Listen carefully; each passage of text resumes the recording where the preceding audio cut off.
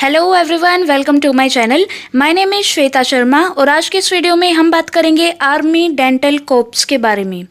If you are preparing for army dental corps या फिर आपने अप्लाई कर दिया है तो इसके लिए आपको इस वीडियो को देखना बहुत बहुत इम्पोर्टेंट है, क्योंकि आज के इस वीडियो में हम सभी पॉइंट्स कवर करेंगे, यानी कि सिलेक्शन क्राइटेरिया से लेके कौन कौन से डॉक्यूमेंट्स रेडी रखने हैं, उसके बाद इंटरव्यू में कैसी चीज़ें पूछी जाती हैं, उसके बाद मेडिकल एग्जामिनेशन होगा, उसके बाद आपको ट्रेनिंग के लिए कितने दिन के लिए भेजा जाएगा, देन सैलरी, प्रमोशन, उसके बाद कितने दिन की छुट्टियों पे जा सकते हैं। तो A to Z ये सभी डिटेल्स आज के इस वीडियो में हम कवर करेंगे। अगर आप BDS स्टूडेंट हैं तो भी आपके लिए वीडियो बहुत बहुत इम्पोर्टेंट है, ताकि आप अपनी तैयारी जो है वो स्टार्ट कर सकें। तो वीडियो स्टार्ट करने से पहले अगर आप चैनल पे नए हैं तो चैनल को सब्सक्राइब ज़रूर कर लें और साथ में बेल आइकन भी प्रेस कर लें, ताकि आने वाली हर वीडियो की नोटिफिकेशन आपको मिले। सबसे पहले मैं आपको बता दूं, ये वैकेंसीज जो हैं वो अप्रैल और जून के बीच में निकलती हैं।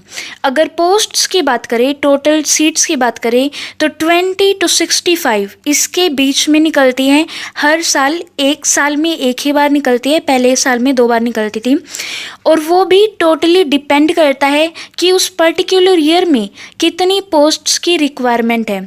फॉर एग्जाम्पल यहाँ पे देखिए, मैंने 2020 का निकाला है, इनका जो भी इन्होंने एडवाइजरी जारी किया है, इसमें आप यहाँ पे देख सकते हैं 43 सीट्स जो हैं अब की बार वैकेंसी जो है इन्होंने निकाली हैं।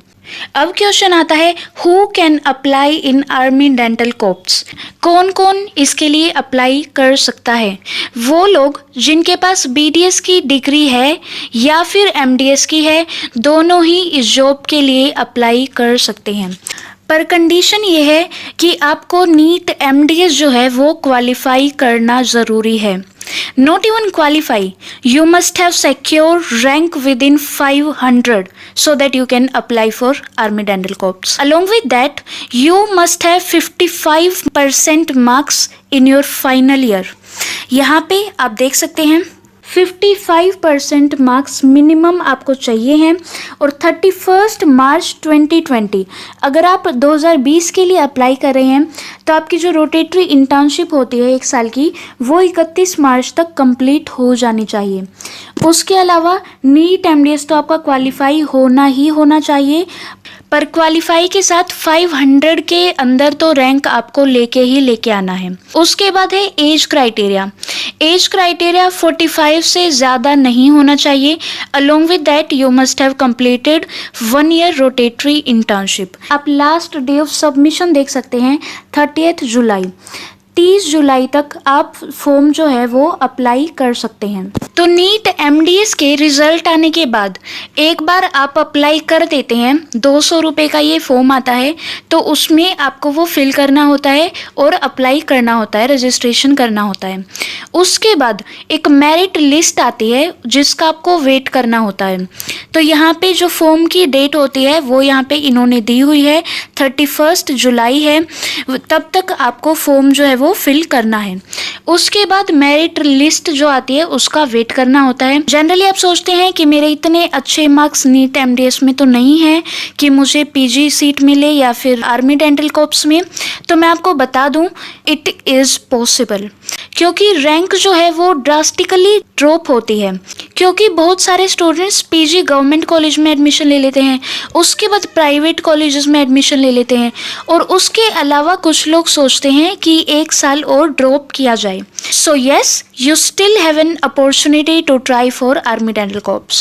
So these are the criteria so that you can apply for Army Dental Corps. Now, what are the documents which are required for you to apply in Army Dental Corps? Documents की यहाँ पे मैं आपको list बता रही हूँ, आप लिख भी सकते हैं। अप्लीकेशन फॉर्म के साथ ही आपको ये सर्टिफिकेट्स या फिर डॉक्यूमेंट्स जो हैं वो सबमिट करने होते हैं। तो यहाँ पे आप डॉक्यूमेंट्स देख सकते हैं, 10th क्लास का सर्टिफिकेट या फिर बर्थ सर्टिफिकेट जिससे आपका एज प्रूफ हो सके। सेकंड, नीट MDS का एडमिट कार्ड, नीट MDS का स्कोर कार्ड भी चाहिए है। उसके बाद आपकी फाइनल ईयर की BDS मार्कशीट। उसके बाद प्रोविजनल सर्टिफिकेट या फिर इंटर्नशिप कंप्लीशन सर्टिफिकेट आपको चाहिए होगा। उसके बाद एक recognisation certificate from your university that you have completed BDS या फिर MDS, it should be fully recognised. उसके बाद है NOC certificate, no objection certificate, जहाँ पे भी आप काम कर रहे हो वहाँ से NOC होना चाहिए। उसके अलावा आपका आधार कार्ड और कुछ फोटोग्राफ्स, तो ये सभी डॉक्यूमेंट्स जो हैं वो आपको चाहिए हैं। अब क्वेश्चन आता है what is the selection criteria. Selection criteria के लिए आपका नीट MDS में आपकी जो रैंक है वो एटलीस्ट 500 के नीचे तो होनी चाहिए। विद इन 500 आपकी रैंक होनी चाहिए नीट MDS में। उसके बाद नीट MDS के स्कोर के हिसाब से वो मेरिट लिस्ट बनाते हैं जिन्होंने भी इस जॉब के लिए अप्लाई किया है।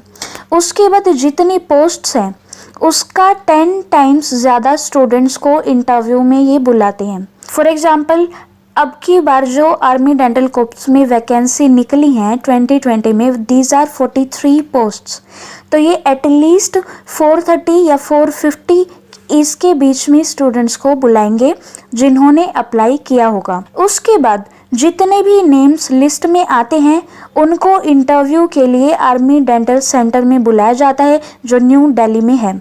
उसके बाद बात आती है इंटरव्यू की। इंटरव्यू में जनरली कैसे क्वेश्चन पूछे जाते हैं।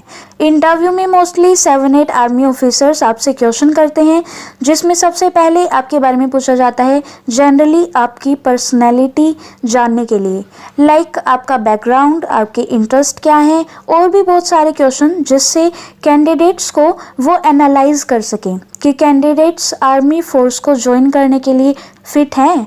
उसके बाद डेंटिस्ट्री से रिलेटेड क्वेश्चन जिसमें कोई भी टॉपिक पूछ सकते हैं, फॉर एग्जांपल फार्माकोलॉजी हो गया, एनाटॉमी हो गया, और किसी भी स्पेसिफिक कंडीशन में आप पेशेंट को कैसे संभाल पाएंगे, आप पेशेंट को कैसे ट्रीट करेंगे, ये सब। उसके बाद आपसे जनरल नॉलेज से क्वेश्चन किए जाते हैं mostly about current affairs, news, national importance and about army forces. अब क्वेश्चन आता है इनमें से कितने कैंडिडेट्स को इंटरव्यू राउंड के बाद मेडिकल एग्जामिनेशन के लिए बुलाया जाता है। जैसा कि मैंने आपको पहले ही बताया, अगर 10 सीट्स हैं तो 100 को यानी कि 10 टाइम्स कैंडिडेट्स को इंटरव्यू में बुलाएंगे, राइट। उसके बाद 30 स्टूडेंट्स को ही वो मेडिकल एग्जामिनेशन में बुलाते हैं जो कि टोटल वैकेंसीज का 3 टाइम्स है। तो अब तक बात हो गई है इंटरव्यू तक की। अब बात करते हैं मेडिकल एग्जामिनेशन की। मेडिकल एग्जामिनेशन में आपकी हाइट, वेट, ये दोनों तो एटलीस्ट बहुत ज़्यादा इम्पोर्टेंट है। हाइट गर्ल्स के लिए तो मिनिमम 152 सेंटीमीटर तो चाहिए ही है। उसके अलावा वेट मिनिमम आपका 42 kg तो होना चाहिए। आई की अगर हम बात करते हैं तो आई एग्जामिनेशन में अगर कलर ब्लाइंडनेस है या फिर एक्सट्रीम मायोपिया है तो इन केसेस में वो परमानेंटली रिजेक्ट कर देंगे। उसके अलावा डेंटल चेकअप भी किया जाता है और पूरा बॉडी चेकअप भी किया जाता है, वहाँ पे पूरा सेटअप होता है। अब एक पॉइंट आता है अगर किसी ने टैटू कराया है तो उनके सिलेक्शन के कितने चांसेस हैं या फिर वो अप्लाई कर भी सकते हैं। तो इसके लिए मैं एक लिंक डिस्क्रिप्शन बॉक्स में शेयर कर रही हूँ, नीचे ही आप डिस्क्रिप्शन बॉक्स में ज़रूर वो लिंक चेक कीजिएगा। वहाँ से आप चेक कर सकते हैं कि कहाँ पे अगर टैटू है तो वो क्वालिफाई कर सकते हैं या नहीं। अब मेडिकल एग्जामिनेशन भी जब क्लियर हो जाता है तो आपको 13 वीक्स यानी कि 3 महीने अप्रोक्स उसके लिए आपको ट्रेनिंग पे भेजा जाता है और ये ट्रेनिंग भी बहुत हार्ड होती है जो कि एक अच्छा एक्सपीरियंस आपको मिलेगा। सबसे इम्पोर्टेंट बात है कि आपको डिसिप्लिन रखना है क्योंकि शेड्यूल थोड़ा स्ट्रिक्ट होता है। तो पहले नीट MDS आपको क्वालिफाई करना होता है, उसके बाद अगर विद इन 500 है तो चांस ज़्यादा है आपके रिक्रूटमेंट के। उसके बाद आप अप्लाई करते हैं, उसके बाद इंटरव्यू में बुलाया जाता है, आफ्टर देन मेडिकल एग्जामिनेशन में बुलाया जाता है।